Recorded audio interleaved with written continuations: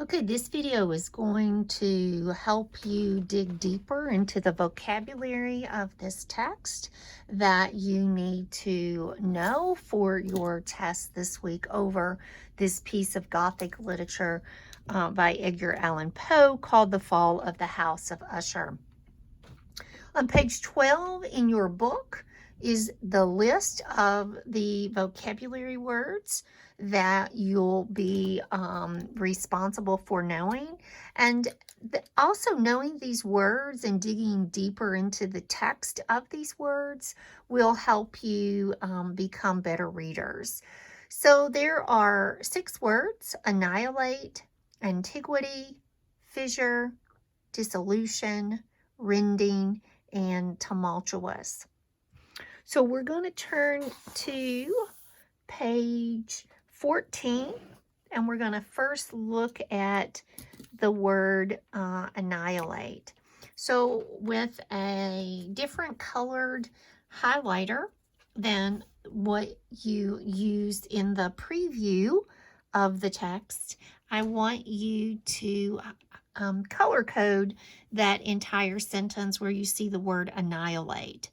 So it was possible I reflected that a mere different arrangement of the particulars of the scene, of the details of the picture, would be sufficient to modify or perhaps to annihilate its capacity for sorrowful impression.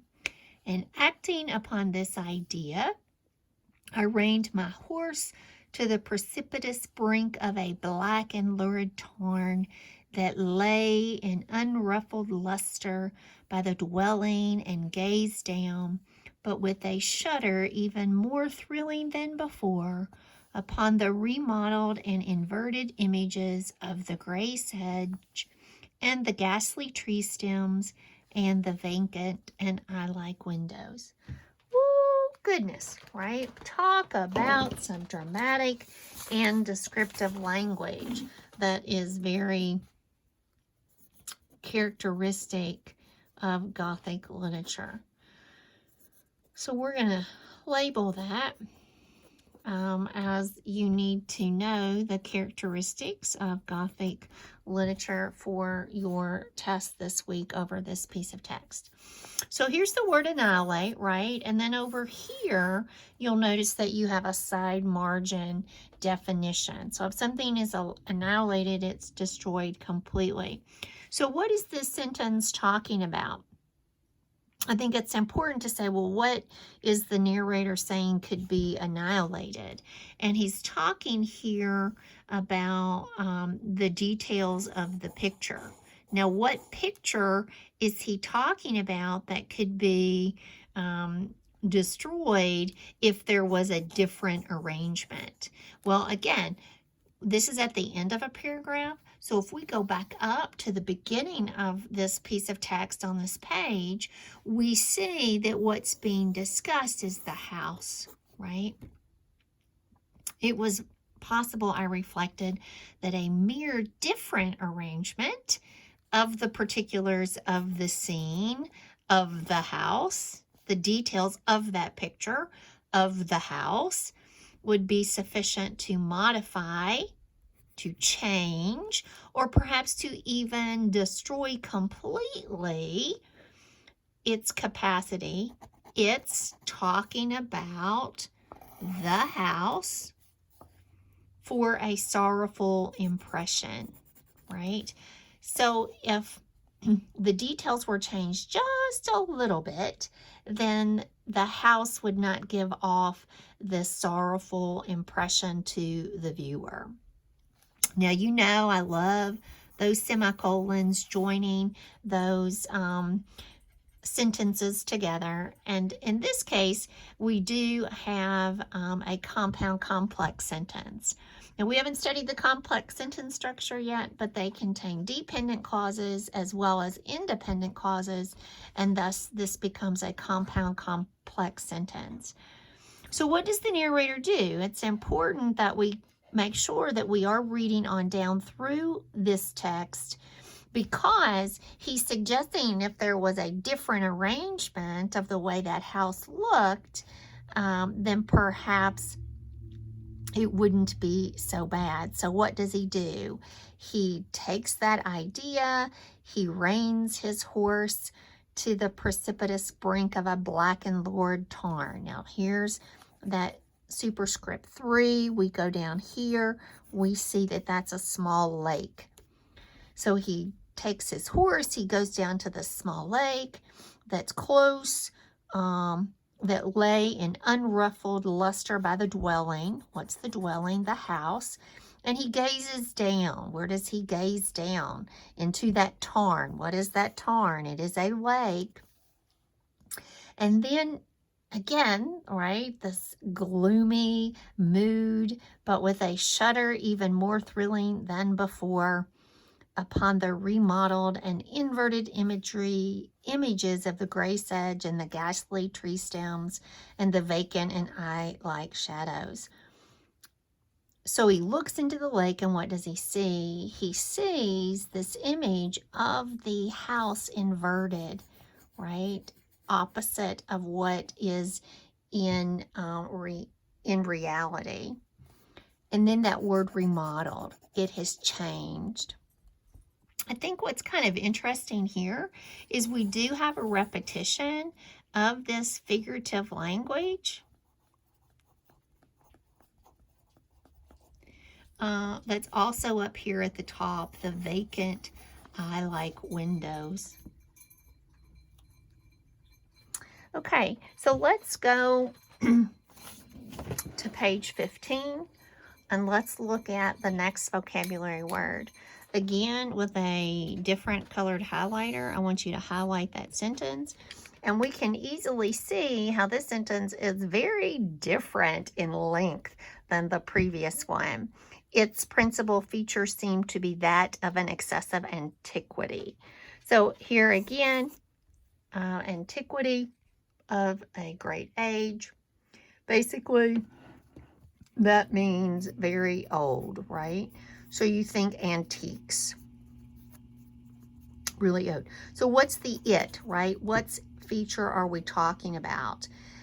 We're talking about the building. Well, what are we specifically talking about? We're talking about the house, right, of Usher. Lots of description of the way this home looks. And then how does it look, right? Look at all of that negative imagery that is being discussed. Alrighty, so let's go to the next page. We're going to go to page 16, and we're going to look at the word fissure. Again, you're going to highlight that. Perhaps the eye of a scrutinizing observer might have discovered a barely perceptible fissure, which, extending from the roof of the building in front, made its way down the wall in a zigzag direction until it became lost in the sullen waters of the tarn. So fissure, right? What is it? It's a long, narrow crack, right? Like this. So you'd have to be a scrutinizing observer. You'd have to be someone who's really looking closely to be able to see this fissure, because it's barely perceptible. It's barely noticeable. But it's there, and it extends from the top of the house in front, and it goes all the way down the wall in a zigzag until it becomes lost in the sullen waters of the tarn, right? And there's that word tarn again, that lake. Obviously, the repeated image, that repeated image is a symbol. So be thinking about what that could be symbolizing. What might that lake be symbolizing? Or maybe even foreshadowing what's going to happen with that tarn, with that lake. What's going to happen to the house in relationship to the lake, to the tarn. So that's definitely something to be thinking about. Okay, so now we're going to I'm gonna find my notes here. We're going to page 19, and there is our next vocabulary word, disillusion. And so we're going to highlight the whole sentence, and we're going to read it closely, paying particular attention to the meaning that is extrapolated through the use of that vocabulary word. So here again, we have a very long sentence from Poe, right? So there's dissolution. Here's the definition. It means ending. So we're looking at dissolve, right? Dis means not, right? So not there, not. He admitted, however, although with hesitation. Now, who's the he? So we definitely want to be thinking about who the he is.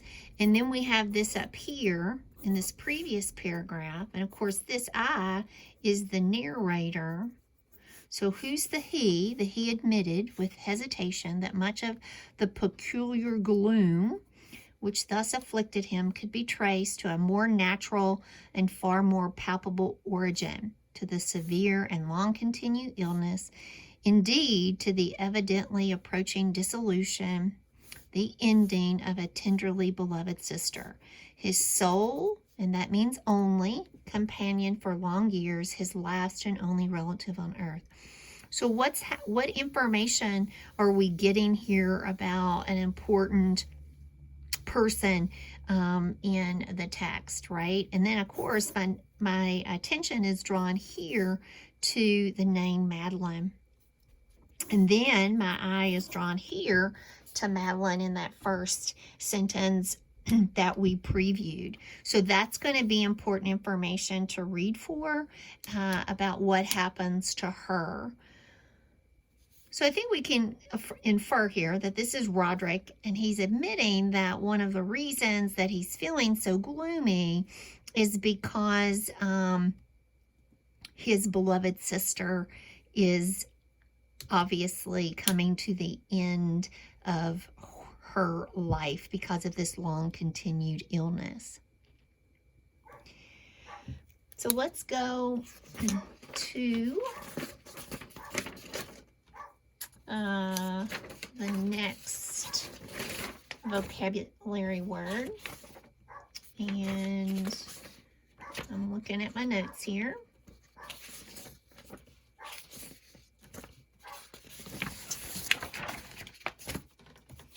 So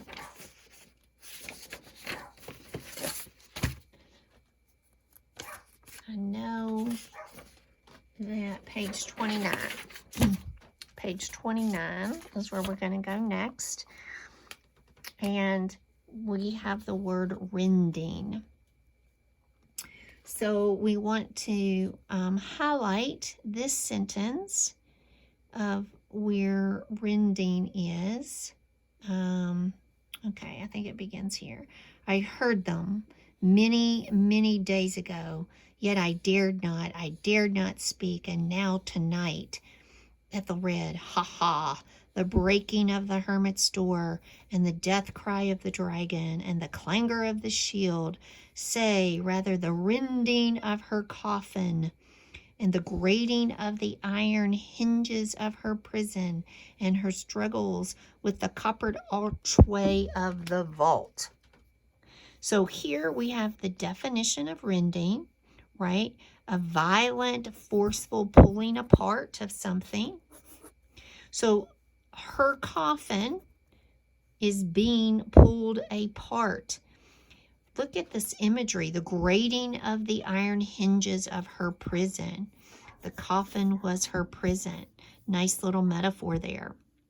And her struggles within the coppered archway of the vault. Notice all the dashes, right? The dash is used for longer dramatic pauses. in writing, and you can see here that Poe is trying to elongate the action that is happening here. So certainly you want to ask yourself, who is the her in this coffin? And I just kind of do a quick scan up here to see if there's any information. So while you're closely reading, you want to be able to make that connection. Alrighty, we're going to go to the last vocabulary word and examine it in context. And it's in that last paragraph that you know that you need to read closely. We've got another very long sentence. While I gaze this fissure, right? There's that vocabulary word that we just examined. What's a fissure? Was several pages back. Several pages back. Several pages back. Right here, right? That narrow crack or that opening. While I gazed, this fissure rapidly widened. There came a fierce breath of the whirlwind. Nice figurative language there, personification as well as a metaphor. The entire orb of the satellite burst at once upon my sight. My brain reeled as I saw the mighty walls rushing asunder, going under. There was a long, tumultuous shouting sound like the voice of 1,000 waters, and the deep and dank tarn at my feet closed sullenly and silently over the fragments of the house of Usher. So we have another very long sentence. Certainly you're noticing how Poe likes to use the dashes. So here's our vocabulary word tumultuous. And what does that mean? It's something that's loud. There's lots of excitement around the event, lots of emotion. So if something's tumultuous, it's creating quite a scene, lots of action, lots of noise, lots of drama, if you will. So there was a long, tumultuous shouting sound. Very excited shouting sound, like the voice of 1,000 waters. So imagine what that would sound like. Raging, rushing waters. And the deep and dark tarn, there's that word tarn again. Isn't that interesting, right? And of course we know that's a lake by the house. We see that connection to waters, closed sullenly and silently over the fragments of the house of Usher. So what's happened here? Make sure that you understand what is being communicated in this final sentence. Interesting. Of course, right, if we go back to the title of the text, right, the fall of the house of Usher, right, it's all connected here at the end. Okay, so please make sure that you send me copies of these annotated notes for your vocabulary study. If you choose to do this on Cami, please make sure that you turn that in. Otherwise, just send me copies, photos of your text in your book.